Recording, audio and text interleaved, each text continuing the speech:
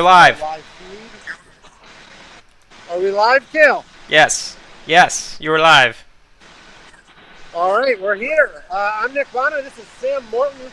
We're at the Sterling Rope Factory in Biddeford, Maine. And Sam, tell us a little bit about Sterling. Give us like the 15-second elevator speech. Yeah, 15 seconds. We've been manufacturing rope here in Biddeford, Maine for about 27 years with our main focus on life safety. So we're doing ropes for rock climbing, fire rescue, and tree care. Awesome. Well, that's awesome. Well, hey, listen, Sam's going to walk us through exactly how rope is made, the rope factory, guys. So if you have trouble here, and I'm going to try and speak up, and so will Sam. Sam, what is all this behind us? What's this stuff right here? Yeah, so this is where the process starts. So this is where we get the raw fiber in, and we have to start the whole process of building up the rope to get the right strength, elongation, durability. And these are the nylons, the polyesters, the aramids. What is this material? Yeah, this one right here looks like a polyester fiber. Okay. So this could go into the core of one of the climbing lines or maybe one of the rigging ropes. Yeah, like Sterling HCP or something like that. Correct. Awesome. Well, let's keep going. What happens? Right. So it goes from here to where?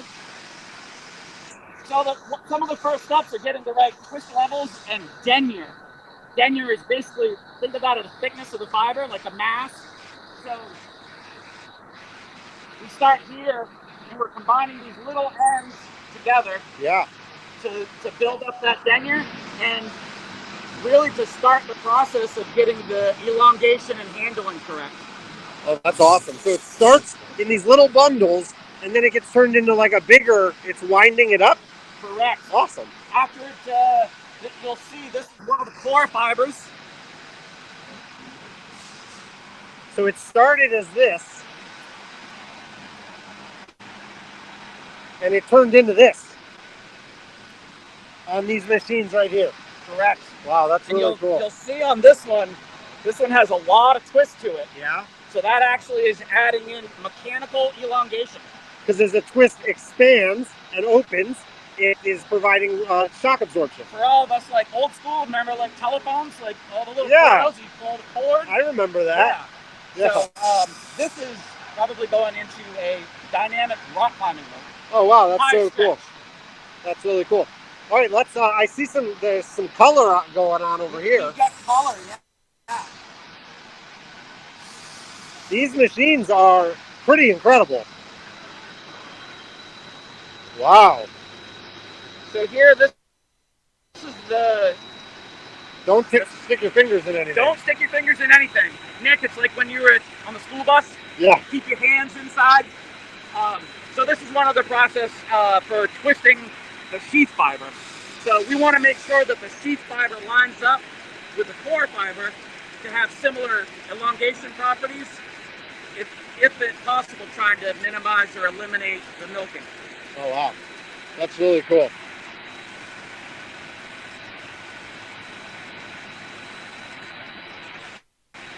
All right, let's keep moving. Let's keep cruising.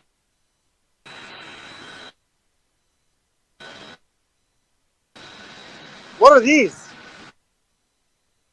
These are the bobbins that the fire, not all rope manufacturers do. Secret time. Secret time is we precondition some of the core and sheath material. So basically we're pre-shrinking it. We're making sure that we get all of the potential for shrinking when it's ropes out in the field. Yeah. We try to do that ahead of time. So the fiber gets wrapped around here, and when it goes into the special machine to shrink it. Yeah, the shrinking machine. Is that why is there like a blue pill too? You got red pills and blue pills? Or green, I see. Red and green. Yeah. So basically, one is twisted this way, and the other one is twisted the other way. Oh, okay. So we always want to make sure that the ropes are balanced with the sheath and core. Right. Oh, that's really cool.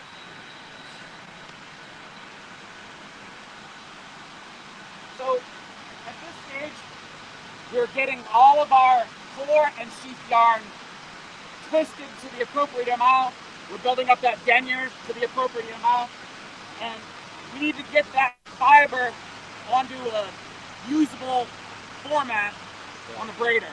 But so everything here is something this has all been made here, and Correct. this is like step 2 or step 3, and it's moving. But everything starts as those white threads that we saw, or the very small thread. Yeah.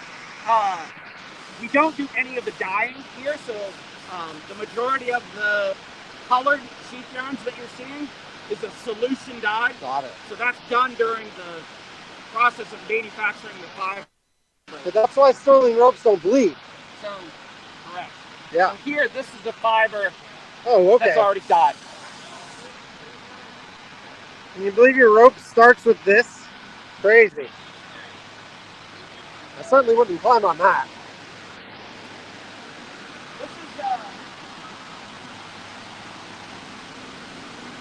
This is another step in getting some of the core material done. I just think this is super cool to see, like, it's starting off just that little tiny. You can see it like running through the raceways up there. That's so cool. All right, let's cruise over.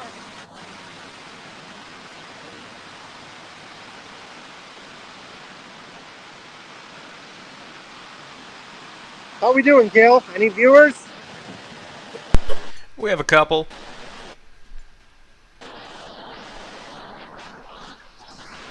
Oh wow, what's going on here? So here, these are sheath fibers, and we need to get them onto a braider bobbin.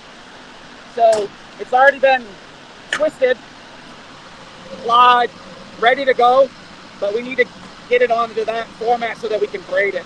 Look at how fast it's spinning. You can't even really tell that it's spinning. It's moving so quickly. How many? Do you know how many feet a second it's coiling on there? Wicked fast. Wicked feet. Wow, that's so cool. The precision that the machines operate at is really amazing. So during the production planning process, they can set this ahead of time, so it'll wind the appropriate amount for the particular braider. Yeah. And then it just dumps them out. So this is a smaller version of like the same machine here. Correct.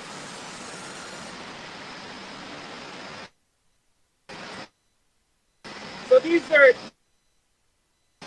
can see the fibers really, or a dynamic rough on rope. Very cool. Awesome. Well, I think we're about to get into the big machines now, and we're actually going to see some rope coming out, it looks like.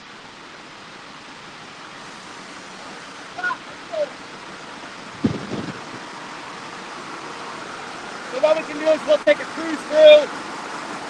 These are some more of the dynamic rock climbing ropes, and then we'll go over to the static ropes. Awesome.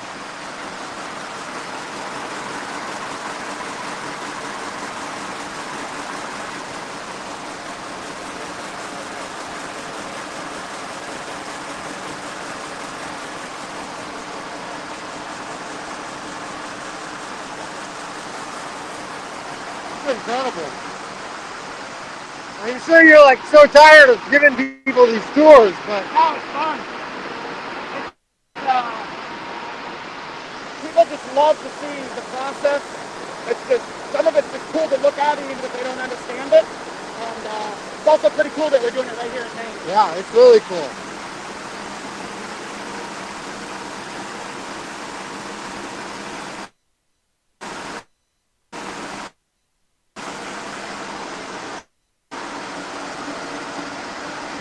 From here, and they're being put up through the center of all these bobbins, and they're twisting the rope, which then goes to the tensioners, and then eventually it just pays it out into the bin.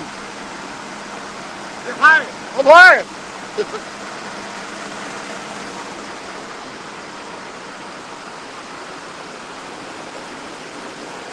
Happens, work pro. Nice.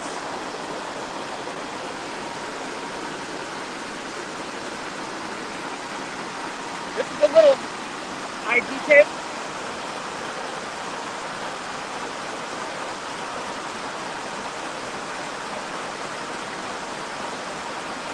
That's one of the requirements for the NFPA certification.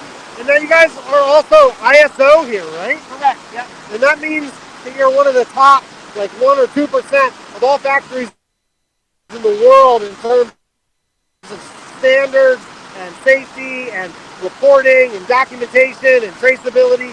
All those things. All of those things. Yeah, really, it's sort of a measure of our quality assurance program, and it also, we get a third-party audit. Yeah. So we need to make sure that we're doing what we say we're doing. Yeah. But you don't have to do it, right? It's a choice. Correct. It's a choice, and it also is. It's an expensive thing to maintain and do to make sure that you hold yourself to a higher standard. Absolutely. Yeah, that's really cool. Oh, this is neat. Here's a machine that's not running. A smaller one, yeah. So these are the bobbins, and they spin around really fast, right? And then I'm afraid it's going to like start on me or something. You guys out there, you hear about the strands on a rope. You hear a 12 strands, 16 strands, 24 strands. So really what that's talking about is these individual strands, and these are the different carriers.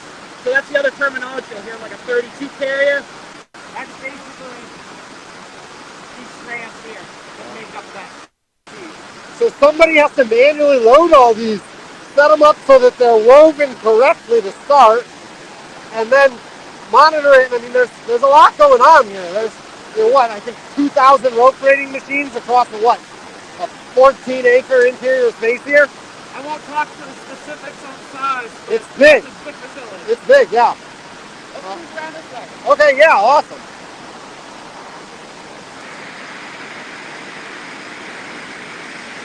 Wow, look at that. You know what rope this is? I do. This is the 11 millimeter HCP orange. You got it. The best. This one's on this is a 44 carrier, so there's actually 44 sheet strands on this one. I will choose this rope to climb on almost every time for any use. Anything I'm climbing, if I'm taking a person out to rappel in the woods, 11 millimeter HCP all the time. It's definitely a crowd favorite. Awesome. Well, I think that, I mean, we kind of started, right? Was there anything else to see here? We can take just a quick tour over to some of our, the arborist rigging ropes. Oh, yeah, let's do that. Here we're building the core for our Atlas ropes.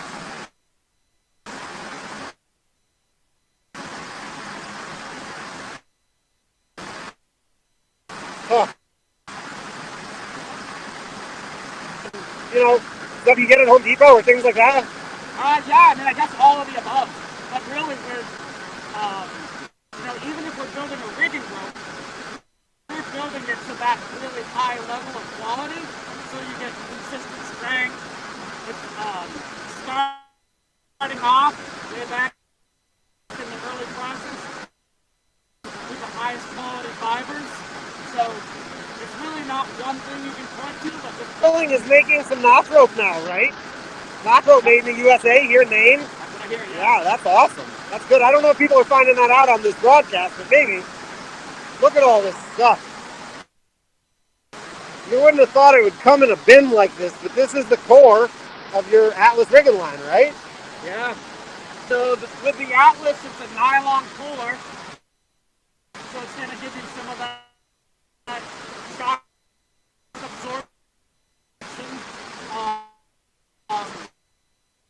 but really high strength still. That's awesome. Well, Sam, I don't want to give away any more of your guys' trade secrets here. We really appreciate you bringing us through and just giving us a... Thank you. Appreciate it. Good to see you. Thanks for watching, everybody. Bye.